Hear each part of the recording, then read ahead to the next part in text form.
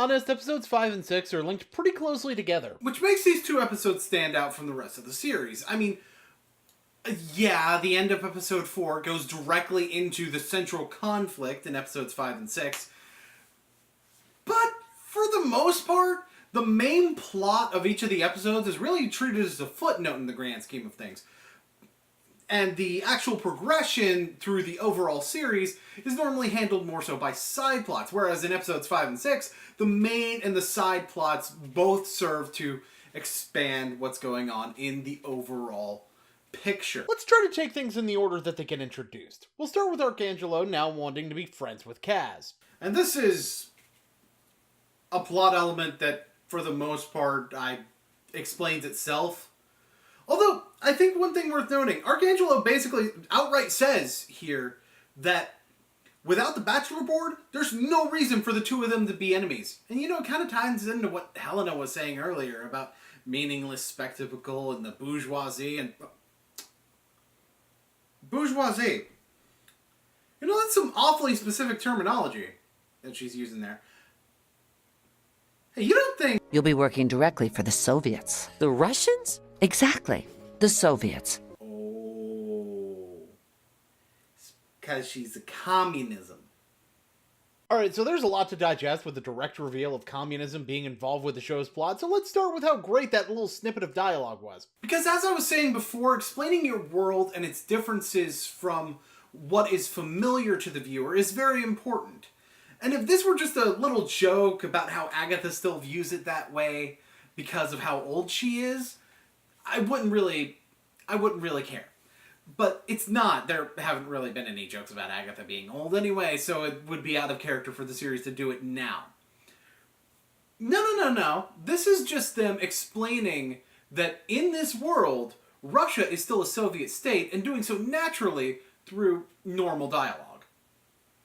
Nice touch. Okay, so now let's discuss what this tells us about Helena's character. And this is another case of language choice being a factor. See, for those who are unaware, bourgeoisie is a term that basically means rich people who don't do a lot of work.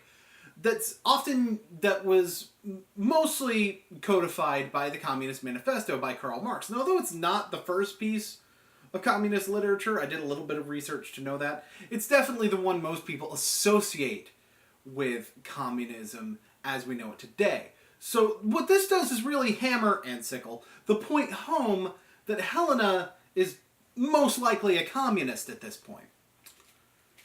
Now, of course, that's not to say that... I'll get more into what that means for the overall series a little bit later.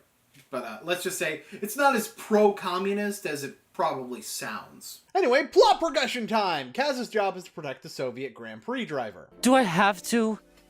My existential dread is acting up today.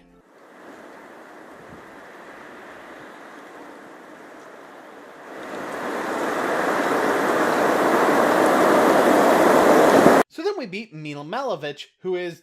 Yep. I mean... That's her. Okay, pretty much her only character traits are that she's Russian and a race car driver.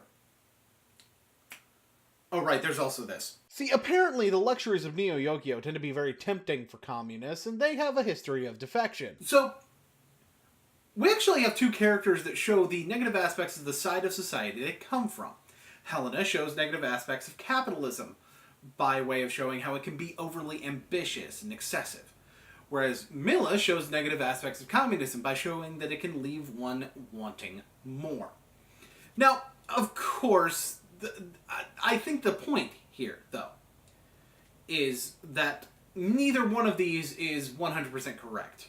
And I know it sounds like the argument against communism at the moment is a little bit weak, but you'll see what I mean. Now we're introduced to the Remembrancer, who is a judge, cop, person, I think. I don't know. The show is weird. He's also voiced by Steve Buscemi. Yeah, Jaden Smith's bad acting stands out a lot in this show. Anyway, Buscemi's looking for the culprit of the Bachelor Board bombing, and he thinks it's Helena. I was hoping to have more build-up for this. Whatever. We're gonna find out at the end of this episode that Helena actually did do it. Which is part of where I get how it's just as anti-communist as it is anti-capitalist. As a matter of fact, I think it's worth pointing out that Kaz kind of represents the middle ground here. I mean, think about it. He's very much into this more luxurious lifestyle. However, he's also someone who works hard for that luxurious lifestyle he has. He is quite literally, using concepts from the Communist Manifesto, both the bourgeoisie and the proletariat.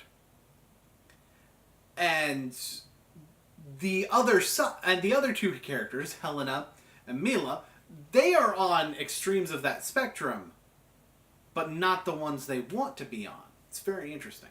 As displayed when Mila runs off to go shopping while Kaz is being questioned. Ralph make pastries. Of course I know Ralph makes pastries.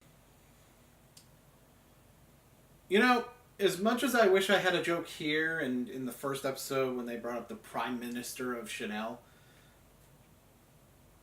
I mean, what can I add to this? Really? Driver's Gala time! Let's meet some drivers. First there's a Quebec driver. He thinks Mila's a cheater. He's also basically irrelevant. Moving on. The Italian driver. He's Kathy's new boyfriend. He's gonna be kinda important in the last few scenes of the show. Moving on. I said moving on. The Neo Yokio driver. Oh, wait. That's just Arcangelo. Okay. Moving on. Look, to be fair, the show itself doesn't really give much more time than I'm giving introducing these characters. Arcangelo, Mila, and Kaz decide to leave the party after Kaz sees Kathy and Italy man kiss, and they get Lexi and Gottlieb to go clubbing with them. And admittedly, very little we don't know is brought up. Few character interactions that kind of highlight some important aspects of the story. Oh, and also this. In Soviet Union, government would never let you keep tiger in apartment block. Yo, I don't think it's a lot of Neo Yokio either, but we're in the hood. So what are the rich kids doing in the hood again? Something important does finally happen when they go to the box. Though there is a bit of build-up I want to make fun of. See, the box is kind of this sort of ritzy strip club type of place. And since they now know that they have a demon slayer in the house, they arranged something special. Please welcome to the stage, Darla, the demon!